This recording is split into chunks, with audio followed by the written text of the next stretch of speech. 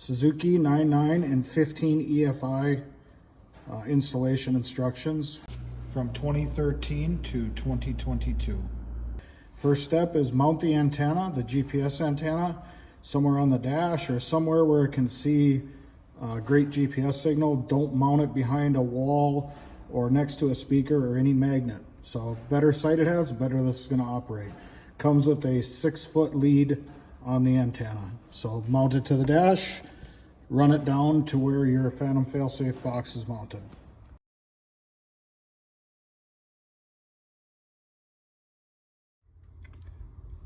Step 2, we're going to mount the Fantom-Fail-Safe box in the boat. This is just a prototype box we're using for videos. The final box is much nicer, that's injection molded. But this is just a 3D printed box that we tested with and do videos with. You'll have 3 LED lights that will be waterproof: red, green, yellow. The red tells you you're getting power to the box. The green will flash when you have good GPS signal, so you will have to be outside when you test it. And the yellow will light up when it's active. So after you hit a certain GPS speed, the yellow will go active. You have your 12-pin connector, which you get a harness that will plug right into your 12-pin connector. On the back side of the box, you have an antenna plug-in.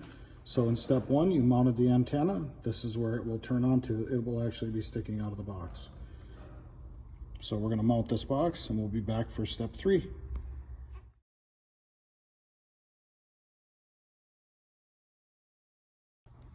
Step 3 will be installing the Fantom-Fail-Safe harness. This is relatively easy.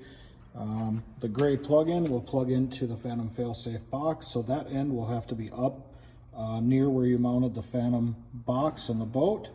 The next thing we're going to do is put the power wires into the boat. So the red and black wires that are here will be run to a 12-volt switch.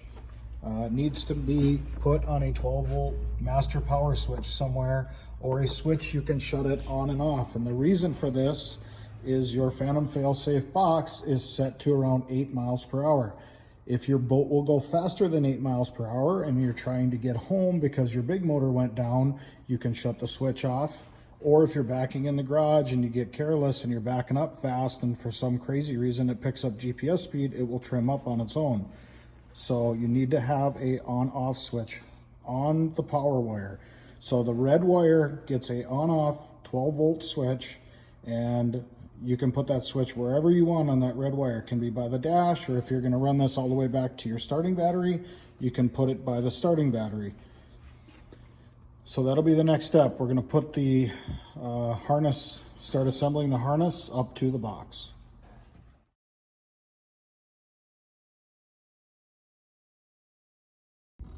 Here we have a standard control box with the 8-pin round harness. And the next step is we're going to disconnect the harness and plug our adapter in. With your adapter installed, you are going to take the yellow wire from your Fantom Industry box and connect it to the tether wire, just like that.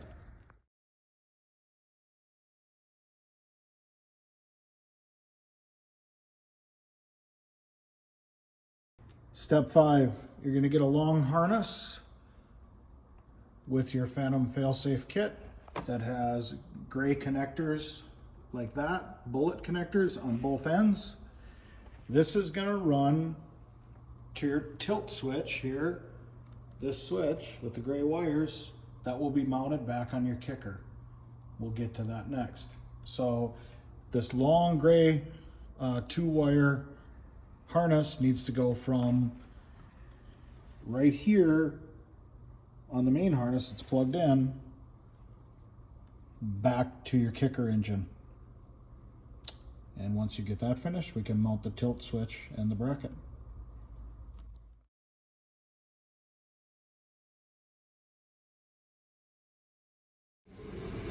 Step 5, part 2. You got the hood off the kicker. Remove the rubber seal. Your hood seal. Then you're gonna get an 8mm socket and take off 1, 2, 3, 4, 5, 6, 7 bolts.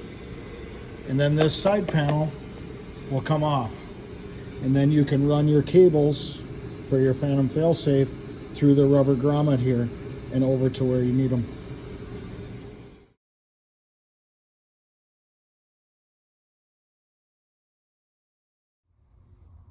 Step 5, part 3. So we ran the 2 gray wires through the boat over to the kicker engine. So once you got to the kicker engine, you find the throttle cable and the boot that's in between the side panel that you just removed. You lift the boot up and you can slide the cable, the 2 gray wires on top of the shift cable where it comes through into the hood. And once you have it in here, you can run it up. And what I did was ran it around the crankcase breather hose, just wrapped it around there, over to the other side of the kicker. And once the 2 gray wires are over here on the other side of the kicker, you will mount your tilt switch right here, this orange bracket. So if you find the fuel filter on the side of your engine and the vapor canister, it's right next to it. You're gonna remove that bolt, that factory bolt, put the orange bracket on, take your 2 gray wires from the tilt switch and plug it into the 2 gray wires from the Fantom harness.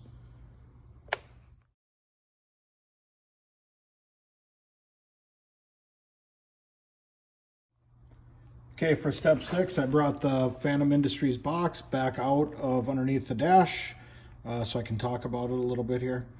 So you have a female connector coming out of the Fantom Industries box. This harness is now under your dash installed, so you can connect the 2 connectors.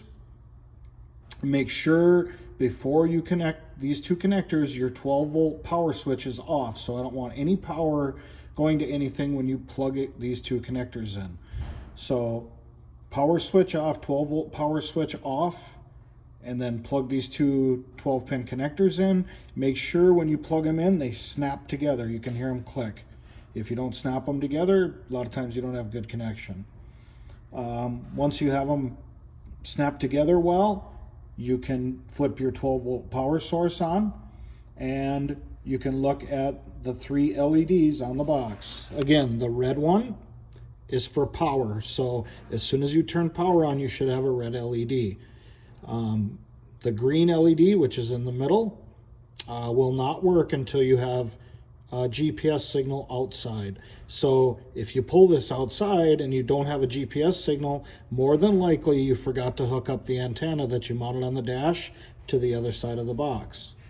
The only reason the yellow LED will come on is because it's activated. So the way you activate it is you take it outside and you can pull it across a parking lot at over 8 miles an hour with the power on, and it should tilt up for you. Any other questions, you can email our tech support on our website anytime. We get back to you within 24 hours. Thank you.